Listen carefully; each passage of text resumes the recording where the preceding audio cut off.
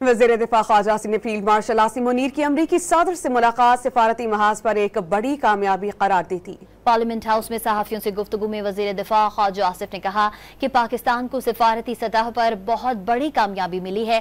पहली बार field marshal को इस तरह अमरीकी सदर ने खाने पर मदऊ किया। हाइब्रिड मॉडल जो से 2 साल से चल रहा है, ये उसकी कामयाबी की जमानत है। ख्वाजा आसिफ ने कहा कि सिविल और मिलिट्री लीडरशिप के ताउन से मुल्क तरक्की की मनाजिल तय कर रहा है। उन्होंने मुतालबा किया कि तमाम इस्लामी ममालिक पर लाजिम है वो ईरानी अवाम के साथ खड़े हों।